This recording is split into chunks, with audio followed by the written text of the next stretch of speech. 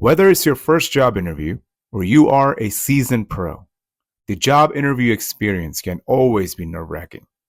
A little anxiety is normal. It keeps you sharp between your ears. But if you don't channel that energy into proper preparation, you might be setting yourself up for failure. If you truly want to succeed in your interview preparation, this is the episode for you. Stay tuned until the end because I will be going over how to really set the tone for the interview. Throughout my 18-year career in finance, I've had the opportunity to work with some amazing companies and teams. And my thirst for new skills and knowledge constantly pushed me to seek new opportunities, which meant interviewing with a wide range of professionals, from senior management to CFOs. These experiences taught me some invaluable lessons about interview preparation, especially from the times I wasn't really selected.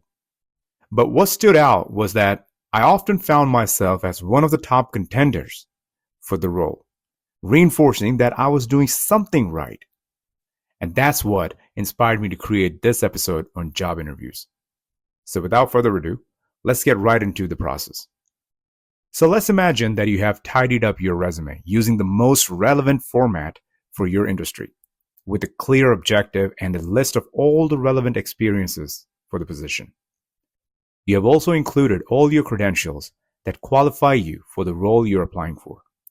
You submit your resume, and now it has to fight through hundreds of other applications just to give you one shot at the interview table. If you're applying for an entry-level or a mid-level position in any company, chances are you'll be one of 200 to 1,000 applicants for the same role, depending on the industry and the company. But hey, you're the lucky candidate this time.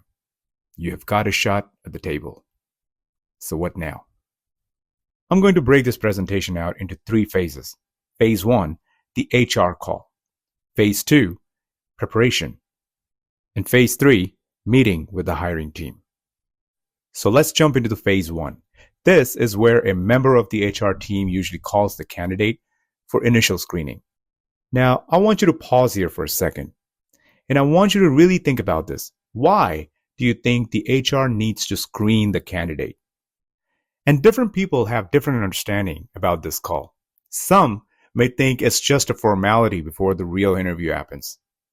And others may think it's just a check to see if the candidate meets the basic qualifications, or even an opportunity to negotiate salary. And some might believe that it's a chance to impress the HR and to secure the job. But what actually happens in this phase is that someone from the HR team calls to confirm your interest in the role and asks some preliminary questions to verify your background. They'll try to understand why you're interested in this particular job and assess your overall qualifications. They will also evaluate your communication skills and cultural fit with the company. Additionally, the HR will ensure that your salary expectations align with the department's budget. This is not a time for negotiation. The HR also typically receives a list from the hiring manager, which outlines the must-have skills or personality traits for the role. Their purpose during this call is to screen for those specific qualities. And as mentioned before, they will discuss the salary and benefit requirements to determine if they align with what the company can offer. Overall, HR aims to evaluate whether the candidate genuinely understands the role and the company before passing them on to the hiring team. So now let's imagine you've had your screening, which confirms that you have been selected for an in-person interview with the hiring team. You're super excited and nervous at the same time. Once you collect yourself, you need to ask again, what now? Now we move on to phase 2, the preparation phase. And here, once again, I want you to pause and think, why do you think we need to prepare for an interview? Now, some might believe it's just about getting answers ready for common interview questions. So they start looking up for a few typical questions. Others will prepare to sound more professional and be able to better sell themselves. Some do it to boost their confidence, while others will focus on preparing for salary negotiations. But here's my take to it. Preparing for a job interview is just as much about you learning about the role and the company as it is about them learning about you. Here's the thing.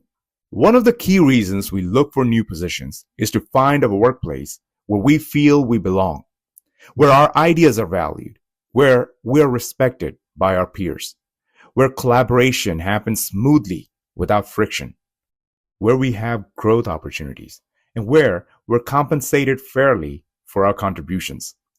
And yet, when we prepare for interviews, we often overlook these crucial factors. Instead, we focus solely on the role, its requirements, and how we can communicate our qualifications to prove we are the best fit. So in phase 2, I want to go over 5 key things that candidates should be focusing on during interview preparation period. And here's the list of 5 things that I want to talk about. 1. Understand the role to align your responses with employer expectations. 2.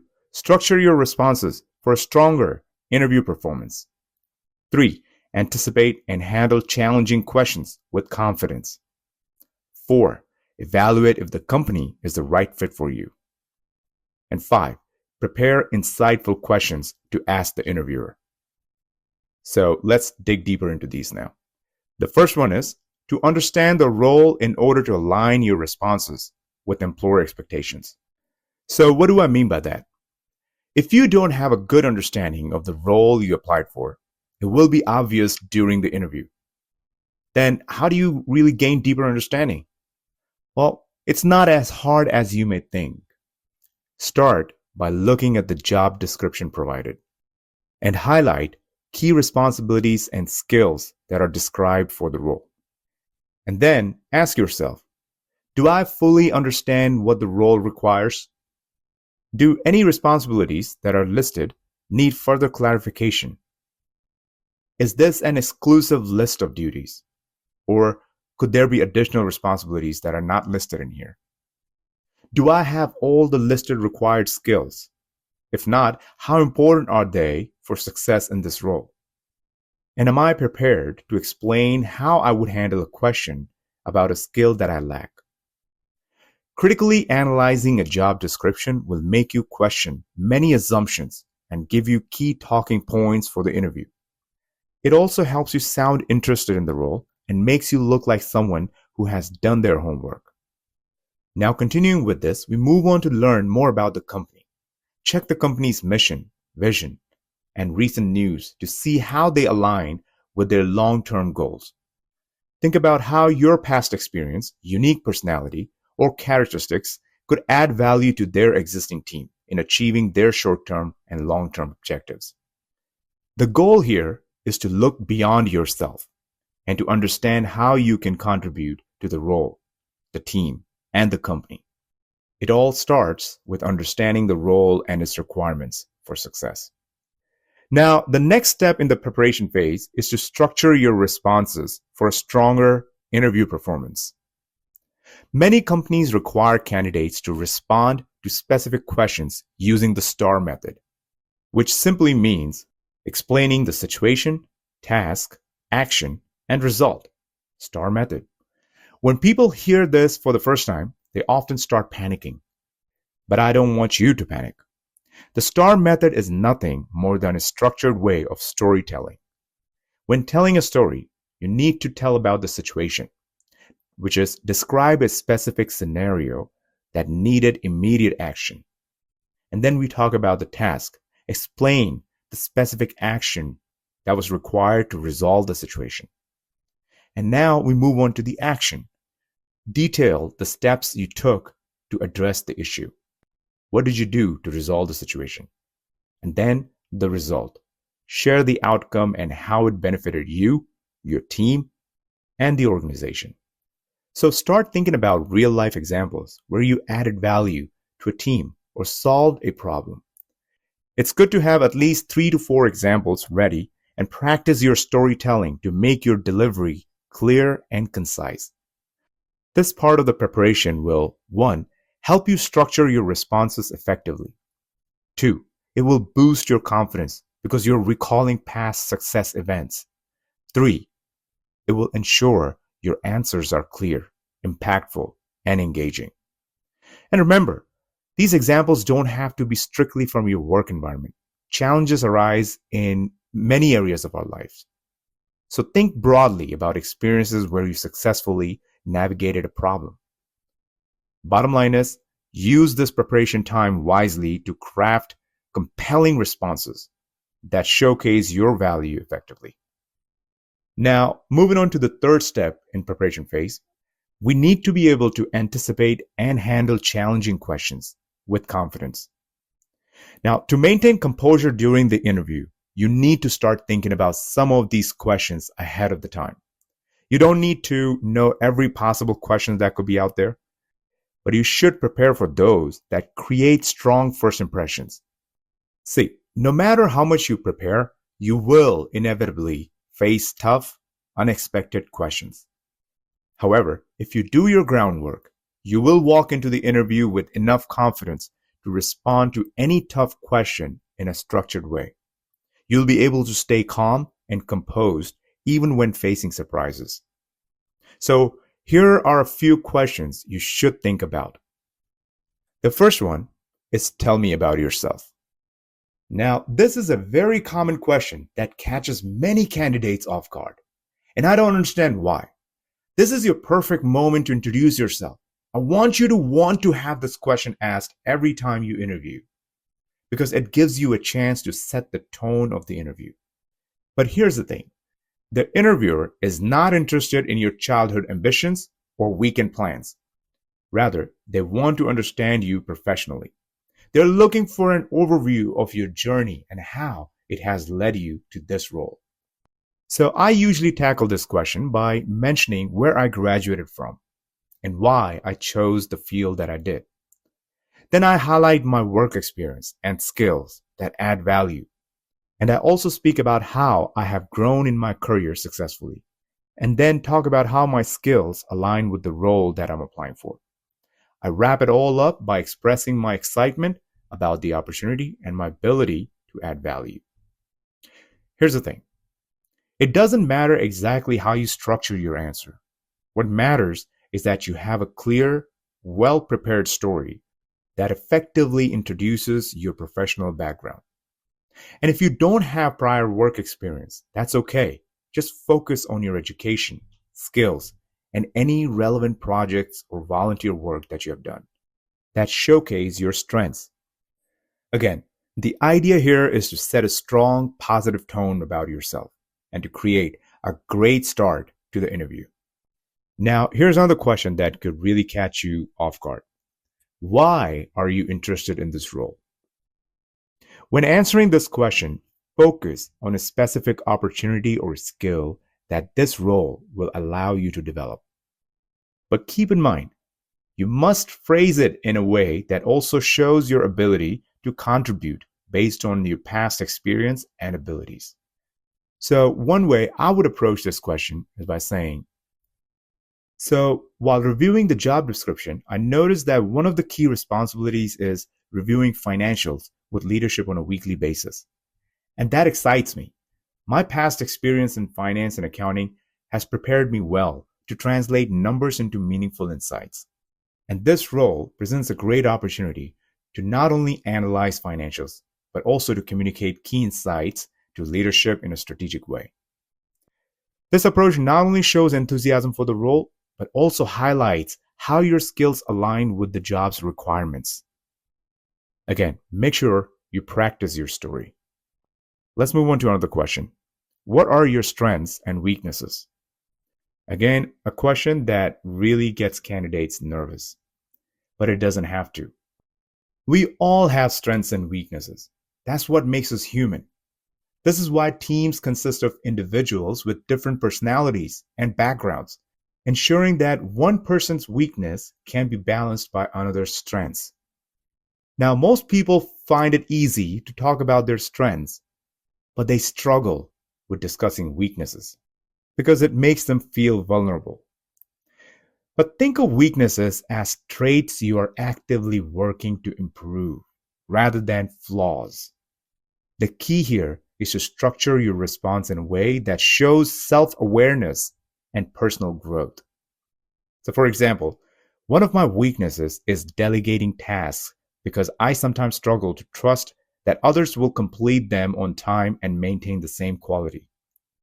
And follow that up by saying, I have been working on this by discussing delegation strategies with my peers, learning how to assign tasks effectively, and testing different approaches to improve my confidence in delegating responsibilities.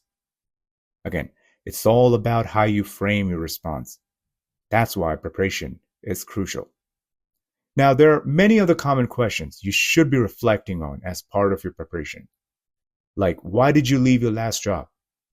Or give an example of a conflict you faced at work or in your personal life. How did you resolve it? Where do you see yourself in 5 years from now? Taking time to think through these questions will help you approach the interview with clarity, confidence, and professionalism. So, with that, let's move on to the fourth step of the preparation phase. And this requires you to evaluate if the company is a right fit for you. Your preparation for the interview should include researching the position, the hiring team, and the company. Now, I understand that it's hard to assess the culture and team dynamics, but there are still a few things that you can do to get a pulse check on the company. And maybe if you're lucky, the culture of it too. Look for reviews from current or former employees on Glassdoor to learn about the company culture. Look up your hiring team on LinkedIn to understand their professional journey and see how long they have been with this company. This will help you gain insight into the company's environment and the work culture. And also, during the interview, pay close attention to how the interviewer presents the company. Do they sound energetic and enthusiastic when speaking about it? It will tell you a lot about how they feel about the company. Review the job description to identify any indications of work-life balance or other flexibilities that the company might offer. And if no such details are reflected in the job description, then make a note to ask the interviewer during the interview. No matter what, do not walk into an interview blindly when there are so many ways to prepare and assess whether the company and its culture is a right fit for you. You don't want to just go into another company where you're not going to be very happy. Let's now move on to the fifth and the final step of the preparation phase. Prepare insightful questions to ask the interviewer. And this part of the preparation is so much overlooked by so many candidates. But here's the thing. If you thoroughly research the position and the company, you should feel prepared to ask relevant questions throughout the interview. Now, I can't emphasize enough on this. You don't need to wait until the end of the interview to ask questions unless the interviewer specifies otherwise. Most interviewers really appreciate a conversational approach rather than a one-sided exchange. Keeping the conversation engaging requires you to stay involved and ask relevant questions as they naturally arise.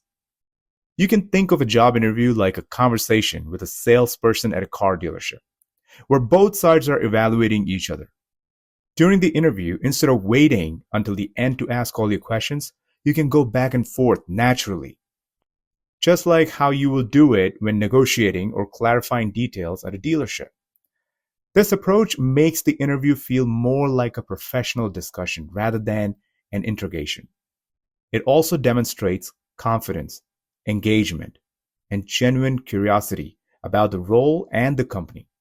Just be mindful of the timing though. Make sure your questions flow naturally from the discussion rather than interrupting the interviewer's thought process. With some practice, you can easily base your questions on your observations during the interview. For example, you might say, while researching the company and its culture, I came across your professional background on LinkedIn and noticed that you have been with this company for several years. I'm curious, what inspires you about working here? Or you may ask about what does a typical day look like in this role after you respond to a question about your qualifications. Some other good questions to ask would be, I'm curious, how was the role made available? Or what impact does my role have on leadership decisions? This way you can assess how this role adds value to the department. And it really shows that you want to understand the bigger picture. Now, some questions, however, should be saved for the end of the interview, when the interviewer invites you for additional inquiries. And for that, you can include, so what are the next steps in the interview process? Or when can I expect to hear about the team's decision on today's interview? Or if there's something bothering you about a technical skill that you don't have, you may ask, if I lack a specific technical skill, how might that impact my chances of securing this position? Just keep in mind, for most questions, you don't have to wait until the end of the interview. The interview process is much more enjoyable when it is conversational, and it helps leave a strong impression on the hiring team about your dynamic personality. So make this part of your practice when preparing for the interview. Now we're moving on to the final phase, phase 3. This is where you meet with the hiring team. Now here, I want you to pause again and think of a few things that you should be paying attention to when meeting with the hiring team. Now, most people will believe that dressing well for the interview is enough, or that impressing just the hiring manager matters the most. Some may also think they need to have perfect answers to every question that could be asked, while others really worry about the language barriers and feel they must put in extra effort to stand out. And there are others who will try to prove that they are the most qualified person for this job. When meeting the hiring team, remember, they're as human as you are, and they can sense inauthenticity. With that in mind, let's focus on a few key things to remember when meeting the hiring team. Number 1, create a strong first impression. Greet the team with genuine energy and enthusiasm. It's okay to be nervous at first. People expect candidates to be nervous. But think of the interview as a test of your ability to handle challenges, just like those you'll face when you're appointed for this role. A warm and energetic greeting shows you're excited and you're really looking forward to this interview. You may even go a step further by engaging in small talk before the interview begins. Simple questions like, how are you doing today? Or comments about the weather or the office location. These can help with breaking the ice. Also, ask if everyone has a copy of your resume. And yes, always bring extra copies. It shows diligence. Engaging in casual conversation before the interview starts can help ease your anxiety and set a positive tone.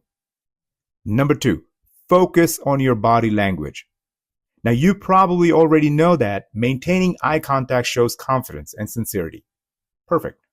But your posture and facial expressions matter just as much. Many people physically shrink under pressure, hunching, crossing their arms, or tensing up. When you do this, your brain interprets it as a threat, shifting your mindset from presenting yourself to defending yourself. Before your interview, practice open gestures. Sit up straight. Avoid folding your arms and keep your movements natural. Doing so will signal to your brain that there's no danger, helping you to stay relaxed and focused. Deep breathing exercises and mock interviews with friends or in front of a mirror can really help you with improving your body language and getting anxiety under control. When stress takes over, it reduces your ability to think clearly and recall important points. Think of your brain as having limited space. If anxiety takes up too much of it, your ability to communicate effectively will be compromised. Number 3, listen actively. Don't just listen to respond. Listen to understand. Pay close attention to what the interviewer is truly asking. And if a question seems unclear, ask for clarification before answering. This shows genuine interest and ensures you provide the most relevant response. Number 4, be authentic and engage with everyone. If you don't feel comfortable with the people interviewing you, how will you feel working with them every day? Be yourself. Let your personality show alongside your professionalism. Engage with all members of the hiring team to demonstrate that you respect their time and that you're genuinely trying to figure out how you fit into the team and the company culture. Number 5, ask insightful questions. As we have said this before, don't save all your questions for the end of the interview. Keeping the conversation interactive makes the experience more engaging and relaxed for both you and the interviewers. Ask questions that show curiosity about the role, the team, culture, and the company. Definitely, you don't want to sound like an interviewer during the interview, but you can naturally follow up after answering a question. So, for example, if they ask about your experience with a certain skill, you could respond and then ask how that skill is applied in this role. This keeps the conversation flowing and shows genuine interest in the position. Number 6, highlight your strengths. Many candidates focus too much on what they lack and forget to showcase their strengths. This can lead to a feeling of imposter syndrome, where you start doubting your qualifications and you start thinking that you don't belong here and everyone is about to see that you have been faking it all along. Instead, shift your focus to what makes you a strong candidate. So here's what you can focus on. Focus on your ability to collaborate and work with people. Your technical expertise and how you have used to create value in the past. Focus on your past successes and achievements in previous roles. Your communication and your people skills. Your commitment to learning and self-improvement. Your process improvement skills that drive efficiency. No matter what you do, just don't let your weaknesses define you. Let your strengths take the spotlight. And finally, number 7, follow up. Before leaving the interview place, ask for business cards from the interviewers and send a personalized email to each member of the hiring team within 24 hours. Mention something specific from your conversation, such as a question they asked or a comment they made that resonated with you. This will leave a lasting impression and help you stand out among hundreds of other candidates. Remember, securing a job is competitive, so don't hesitate to go an extra mile if you have to. And there you have it. Just focusing on these 3 phases will put you ahead of many candidates who are applying for the same role. Again, phase 1, the HR call. Phase 2, preparation. And phase 3, meeting with the hiring team. When it comes to job interviews, preparation is the key. Don't stress over factors you cannot control, like the final outcome. Rather, focus your energy on equipping yourself with as much information as possible about the role, the team, the company culture, and the organization itself. If you have been invited for an interview, it means the hiring team saw something valuable in your resume. Now it's your job to connect the dots. Compare the job description with your experience and identify strong selling points about yourself. Think of yourself as a salesperson, convincing the team to invest in you. Selling takes effort. You need to showcase your past performance, highlight your strengths, and demonstrate your commitment to growth. A good salesperson will never dwell on weaknesses, but if they need to address them, they will frame them in a positive light. That's exactly how you should approach an interview. And I want to leave you guys with this. A job interview is as much an opportunity for you to learn about them as it is for them to learn about you. I hope this adds value to your job interview experience. If it does, please share this with your friends. It helps me reach those who could truly benefit from this information. You've been an amazing listener. Thank you again for tuning into Life Skills. See you in the next episode.